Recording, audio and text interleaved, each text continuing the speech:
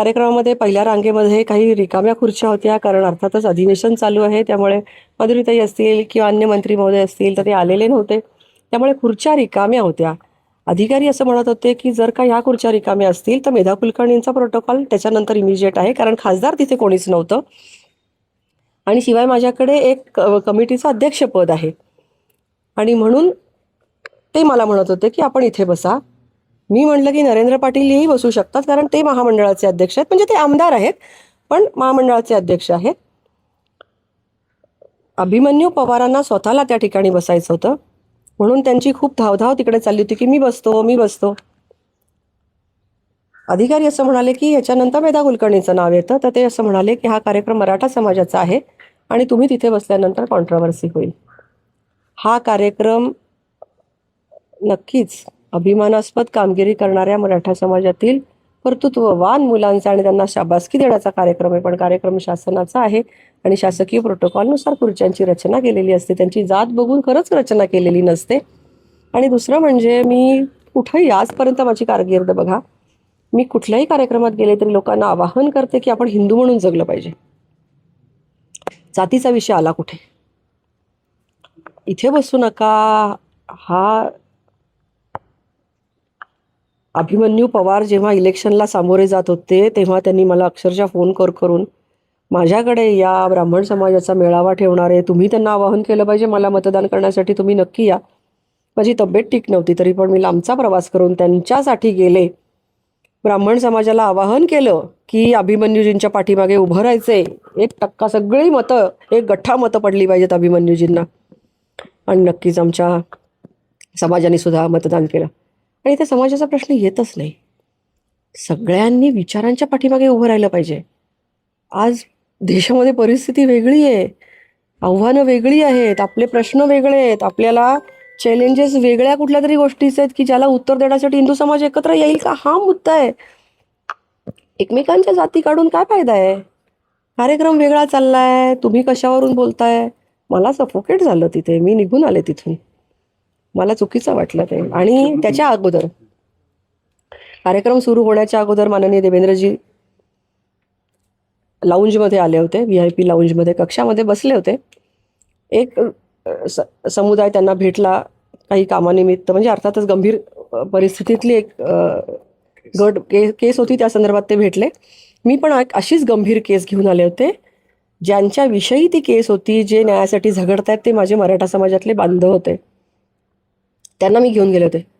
अभिमन्यूजी म्हणत होते हे नाही आत येणार, ते नाही यांना भेटणार, ते नाही, तुम्ही आत यांना बोलवू नका, ओ मोहिते तुम्ही यांना आत पाठवू नका. अरे मी पण इथली एक रिस्पॉन्सिबल पदाधिकारी आहे. मी काही लोकांना स्थानिक प्रश्न घेऊन आलेली आहे. देवेंद्रजींना हा विषय माहिती आहे. देवेंद्रजी त्यांच्याशी अतिशय चांगल्या पद्धतीने बोलले, न्याय देण्याचं आश्वासन दिलं. तुम्ही कोण ठरवणार आहे? अभिमन्यूजी, तुम्ही अजूनही स्वतःला OSD समजता का? तुम्ही मॉनिटर करणार का की देवेंद्रजींनी कोणाशी बोलायचं आणि कोणाचे नाही? तुम्ही इथल्या पोलिसांना, मोहिते वगैरे मंडळींना तुम्ही सांगणार का की मेधा कुलकर्णींबरोबर आलेली माणसं आत सोडू नका, मी बोलवलेली माणसं आतच सोडा, बाकीच्या कोणाला आत सोडू नका? हे तुम्ही ठरवणार का? पुण्यात तुम्ही कार्यक्रम करताय, आम्ही पण इथले कोणीतरी छोटे कार्यकर्ते का असेना, पण आम्ही पण निष्ठावान कार्यकर्ते आहोत ना.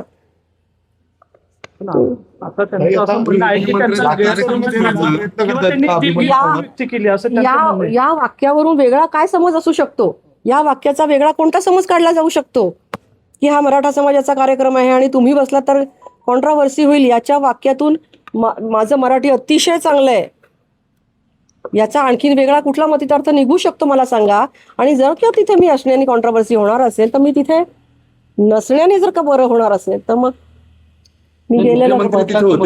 मी ऑडियन्स मध्ये पण बसायला तयार आहे. By the way, me audience कार्यक्रम तुम्ही सोडून आला त्याच्यामुळे सुद्धा म्हणजे इतका मोठा प्रोटोकॉल असताना, मुख्यमंत्री स्वतः तिथे असताना क्षुल्लक कारणावरून तुम्ही तडकाफडकी रागानं निघून येणं हे तुम्हाला योग्य वाटतं? मी माझ्या बॉसशी बोलीन नंतर.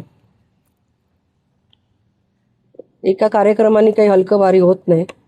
मी कार्यक्रमातून निमूट निघून आले, कोणताही प्रकारचा इथे कॉन्ट्रोवर्सी न करता निघून आले. मी ऑडियन्समध्ये बसायला सुद्धा तयार असते. बसण्यावरनं वाद नाहीच आहे. ह्याच्यात जातीचा संबंध कुठे आला? आणि दुसरं म्हणजे त्या कार्यक्रमाच्या अगोदर लाऊंजमध्ये त्यांनी जे केलं, या सगळ्यावरून एकंदरीत अभिमन्यू पवार हे स्वतःला कोणीतरी सुपिरियर व्यक्ती समजतायत आणि सगळ्या घटना त्यांना त्यांच्या कंट्रोलमध्ये घ्यायच्या आहेत. हे खूप चुकीचं आहे असं मला वाटतं. त्यांनी हेतुपूर्वक केलं असं म्हणायचं का तुला?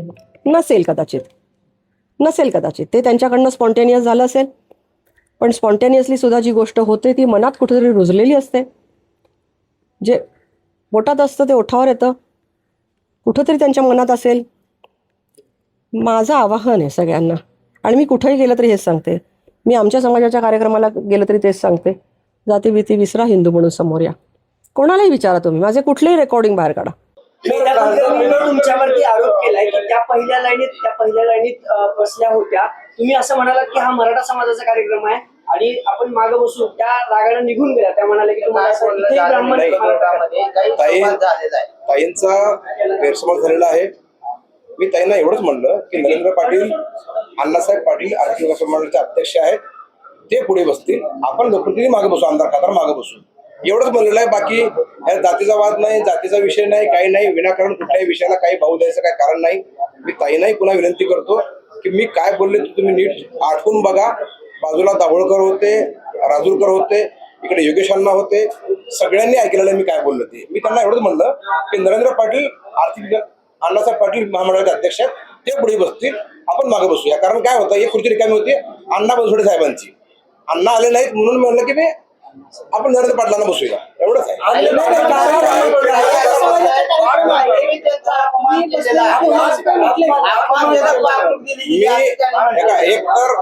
एक तर हा कार्यक्रम काय माझ्या घरचा नाही.